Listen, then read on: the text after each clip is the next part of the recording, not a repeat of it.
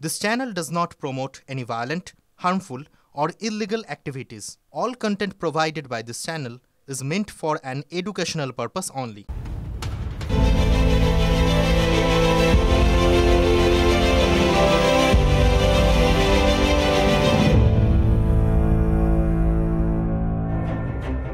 রাজারহাটের খামার এলাকায় ক্লাবের নামে নথিভুক্ত মাঠ বহুজাতি নির্মাণ সংস্থাকে বিক্রির অভিযোগ। ইতিমধ্যেই দু প্রান্তের গোলপোস্টও ভেঙে ফেলা হয়েছে।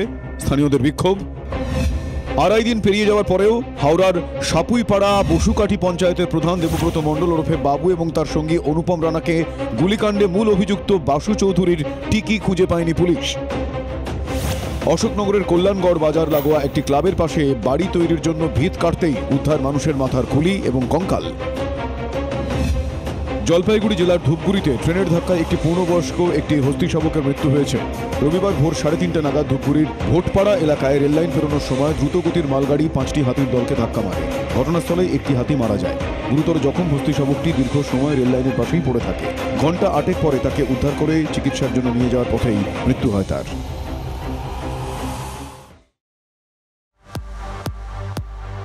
দেখলেন ছবি। আমি ঠোঁটকাটা শুভজিৎ এবার প্রশ্ন তুলব। হাতি মরে তো মরুক, মাঠ বিক্রি হয়ে যাক, ভিত খুঁড়তে গিয়ে খুলি কঙ্কাল যদি উদ্ধার হয় হোক, ওসব নিয়ে মাথা ঘামানোর সময় নেই। কেন বলছি? আমরা এখন মহাযুদ্ধের দর্শক। হ্যাঁ, একটা মহাযুদ্ধ চলছে আর উই আর দ্য স্পেকটেটার্স। মহাভারতের যুদ্ধই বলুন বা পরমাণু বোমার যুদ্ধেও এই মহাযুদ্ধের কাছে সব কিছু একেবারে বলে না বাচ্চা। সেটা আমাদের রাজ্যে যুদ্ধের তেজ আরো অনেকটাই বেশি, যেমনটা হয়ে আসে আর কি। নেতারা অন্য সব কিছু ছেড়ে ছুড়ে এই মহাযুদ্ধে এখন মহাব্যস্ত। তাদের নাওয়া খাওয়ার সময় নেই। শেষের মুখে যুদ্ধের সময় আরো বাড়িয়ে দিল নির্বাচন কমিশন। ফলে বুঝতে পারছেন এই বাড়তি সময়ে বাড়লো বাড়তি ব্যস্ততা। দেখুন, এগুলো আমাদের জেনারেল সেক্রেটারি অভিষেক বন্দ্যোপাধ্যায় রোজ এসআইআর নিয়ে বলে, সেটা বলবে। এখন আবার বলছে 7 দিন পিছিয়ে দিচ্ছে। 4 তারিখেরটা হবে 11 তারিখ, 9 তারিখেরটা হবে 16 তারিখ, 7 তারিখেরটা হবে 14 তারিখ। মানে কি ছেলে খেলা চলছে নাকি? নির্বাচন কমিশন হোক বা যে অন্য কেউ হোক, যখন একটা কাজ হয়, সেই কাজ যখন চলতে থাকে, চলার পর বা ইমপ্লিমেন্ট হওয়ার পর তার অ্যাসেসমেন্ট হয়। সেই অ্যাসেসমেন্ট অনুসারে নির্বাচন কমিশন তার পদক্ষেপ নেবে। এটাই তো স্বাভাবিক। ত্রুটিপূর্ণ যদি আগের তালিকা হয় তাহলে স্টেপ ডাউন করুন, সরকার থেকে বেরিয়ে আসুন। বিএলওদের হচ্ছে ওষ্ঠাগত প্রাণ, যে অনেকগুলো প্রাণ চলে গেল। ভাবিয়া করিও কাজ, করিয়া ভাবিও না। আজকে প্রকারান্তরে তৃণমূল কংগ্রেসের কথাটাকেই স্বীকার করতে হয়েছে। ওই যে কথায় বলে না, ঝড়ে কাক মরে মরুক, ফকিরের কেরামতি বাড়ে। তাই নিজের পিঠ নিজেই চাপড়ি দেওয়ার খেলা, এই চাপড়ি দেওয়ার খেলাটা তো চলবেই, চলছেও। কিন্তু কেন এসআইআর এর সময়সীমা নির্বাচন কমিশন বাড়ালো? এসআইআর সংক্রান্ত মামলার শুনানিতে সুপ্রিম কোর্ট কি বলেছিল আপনাদের মনে করাই। প্রয়োজনে দিন বাড়ানোর নির্দেশ দেওয়া হবে। সেকেন্ডলি, দ্বিতীয়ত, কেরলে 9 এবং 11 ডিসেম্বর পঞ্চায়েত ভোট রয়েছে, গণনা রয়েছে 13 ডিসেম্বর। সেজন্য এসআইআর এর কাজ ধীর গতিতে চলছে। শনিবার পর্যন্ত 73.02% ভোটারের তথ্য ডিজিটাইজ করার কাজ শেষ হয়েছে। থার্ডলি, তৃতীয়ত, ঘূর্ণিঝড়ের ধাক্কায় এসআইআর এর কাজের গতি কমে গিয়েছে তামিলনাড়ুতে, পুদুচেরিতে। তামিলনাড়ুতে শনিবার পর্যন্ত 81.84% ভোটারের তথ্য ডিজিটাইজ করা গিয়েছে। পুদুচেরিতে 87.87% ডিজিটাইজ করা গিয়েছে। কেরালা, তামিলনাড়ু, পুদুচেরি সামলে দিলেও উত্তরপ্রদেশে কাজ শেষ হওয়া এই মুহূর্তে অসম্ভব। তার কারণ 12টি রাজ্য এবং কেন্দ্রশাসিত এলাকার মধ্যে লাস্ট বয় যোগী আদিত্যনাথের উত্তরপ্রদেশ। শনিবার পর্যন্ত মাত্র 60.91% ভোটারের তথ্য ডিজিটাইজ করা সম্ভব হয়েছে। তাই সময়সীমা আরও 7 দিন বাড়াতে এক প্রকার বাধ্য হয়েছে নির্বাচন কমিশন। যেহেতু তারা চুরি করতে পারছে না, ভোট চোরেরা, তার জন্য যাতে ভোট চুরি করার জন্য আরো সময় পাওয়া যায়, তার জন্য এই 7 দিনের এক্সটেনশন কিনা সেই বিষয়ে তো প্রশ্ন থাকবে। নির্বাচন কমিশন দিল্লিতে জ্ঞানেশ কুমার বসে থাকবেন, উনি জ্ঞানগর্ভ 2-3টে স্টেটমেন্ট দেবেন, আর পশ্চিমবঙ্গের স্থিতি অন্যরকম হবে। এটা হতে পারে না। প্রয়োজন হলে জ্ঞানেশ কুমারকে এখানে আসতে হবে। আমরা তো জ্ঞানেশ কুমারকে বলছি যে আপনি দিল্লিতে বসে থাকবেন না, আসুন বাংলায় এসে দেখুন। এরপরে যদি রেফারি নিরপেক্ষ না হয়, যে কোনো বল পায়ে লাগলেই যদি রান আউট হয়, তাহলে মুশকিল হয়ে যাবে। বুঝলেন, শুনলেন, একেই বলে মহাযুদ্ধের চাপ। কলকাতার মহানগরী ক্রিকেট ফুটবল গুলিয়ে টুলিয়ে একেবারে একাকার কাণ্ড। তিনি বলে বসলেন রেফারি নিরপেক্ষ না হলে পায়ে বল লাগলে রান আউট। আসলে মহাযুদ্ধের গুঁতোয় না সব একেবারে যে বলে না ঘেঁটে ঘন্ট হয়ে গেল দাদা, ঘেঁটে ঘন্ট হয়ে গিয়েছে। আমরা এতদিন ভোট দিচ্ছি, আমরা এত ভোট দিয়ে দিয়ে তো আমরা বাপদাদুরা মরেই গেল, আমরাও এবার মরার অবস্থায় হয়ে আছে, আমরা তো এখন কোনো সুবিধা পাই নাই। এই দেখুন, মহাযুদ্ধের মধ্যে একটা বেয়াড়া কথা। মহাযুদ্ধ চলছে কেন? This is the question. Voter লিস্টে নাম তোলার জন্য চলছে মহাযুদ্ধ। নেপথ্যে SIR, ভোটার লিস্টে নাম উঠলে ভোট দিতে পারবেন। খুব স্বাভাবিক, নতুন করে বলার কিছু নেই, আমরা সবাই জানি। কিন্তু প্রশ্ন হচ্ছে ভোট দিয়ে কি হবে? কি উত্তর দেখব। আমরা এতদিন ভোট দিচ্ছি, আমরা এত ভোট দিয়ে দিয়ে তো আমরা বাপদাদুরা মরেই গেল, আমরাও এবার মরার অবস্থায় হয়ে আছে, আমরা তো এখন কোনো সুবিধা পাই নাই। ভোটের সময় বলবে হ্যাঁ দিব দিব দিব করে দিব করে দিব, করে দেই নাই। ওই ভোট লিবার দাঁড়া করে, কিন্তু কাজ জন্য কোনো কাজই করেনি। পানীয় জলের কোনো ব্যবস্থাই নেই। জঙ্গলের ভিতরে আঁকামাকা রাস্তা ধরে জোরের ধারে পৌঁছে মাটি খুঁড়ে পানীয় জল সংগ্রহ করতে হয় রুখামাটি জেলার মিশিরটার টোলার প্রায় 25টি পরিবারকে। আপনারা এই জলটা কোথা থেকে আনবেন? এখন লুদির থেকে। গ্রাম নলকূপ নেই? নাই। বৈরিন নাই। টাইম কলও নাই। নলকূপও নাই। কুয়াও নেই? নাই। গ্রামের রাস্তা নেই? নাই।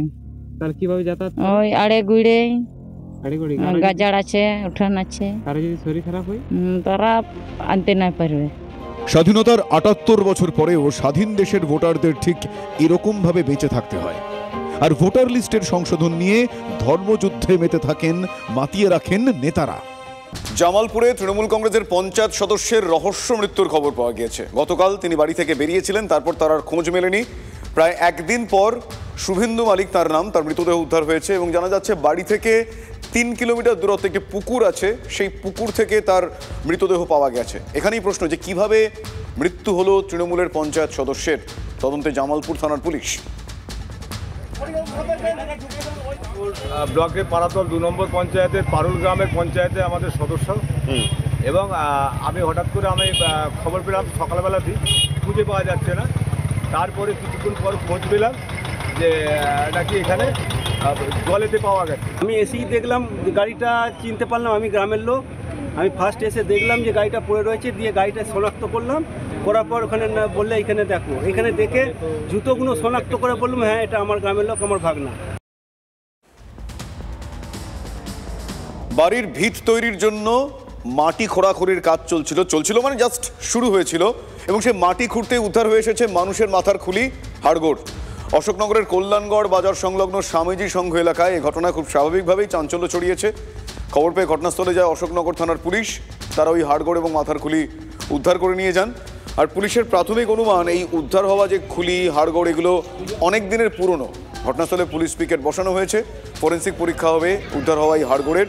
স্থানীয় বিধায়ক নারায়ণ গোস্বামী তিনি আবার দাবি করছেন যে এই উদ্ধার হওয়া হাড়গোড় নাকি বাম আমলে খুন হওয়া কংগ্রেস কর্মীদের হতে পারে, মানে তার এমনটাই অনুমান। দেখেছি আমাকে ডাক দিল, ডেকে বললো, আমি আর আমার হাজব্যান্ড আসলাম, এসে দেখি দুটো খুলি পেয়েছে। তখন শুধু দুটো খুলিই দেখে গেছি, দেখে আমরা চলে গেছি। পরে আবার ডাকলো, তখন এসে দেখি এখান থেকে এরকম টুকরো টুকরো টুকরো টুকরো হাড়গোড় তুলেছে। এই জায়গাটাকে কি ছিল?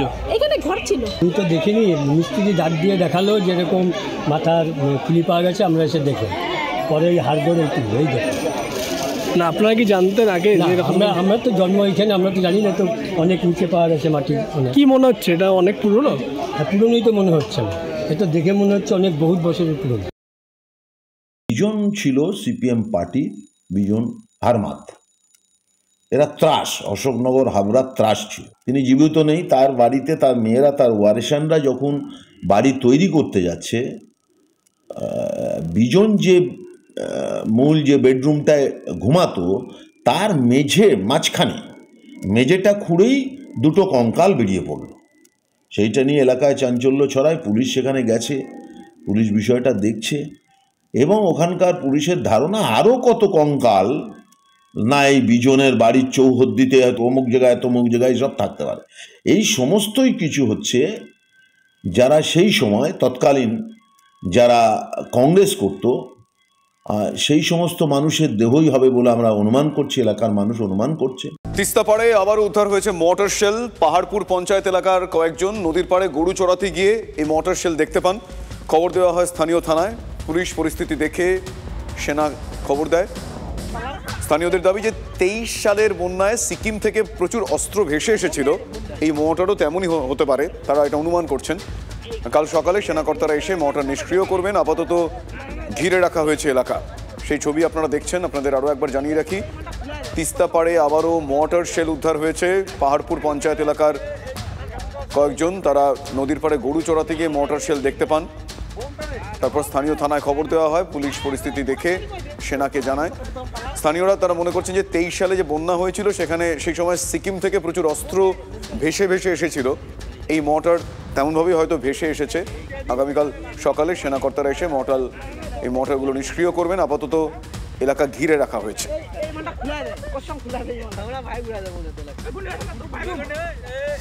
এইখানে সকালবেলা একটা লোক গরু নিয়ে গেছে নদীতে আর কি, উনি একটা বোমের মতো জিনিস দেখতে পায়, সেই জিনিসটাকে নিয়ে মোটামুটি আমরা সবাই আতঙ্ক আছি। এটা হয়তো বোমও হইতে পারে। আগের বার তো বন্যা হয়েছিল, এইবার না তার 2022-23-এ, হ্যাঁ, তখন ওই আর্মি একটা ক্যাম্প ওইখানে বলে সিকিমের ওদিকে নাকি পুরো ভেঙে গেছে। ভেঙে যাওয়ার পরে ওদের জিনিসপত্র আসছে আর কি, এই তিস্তা দিয়ে। হ্যাঁ, পাওয়া গেছিল আর কি।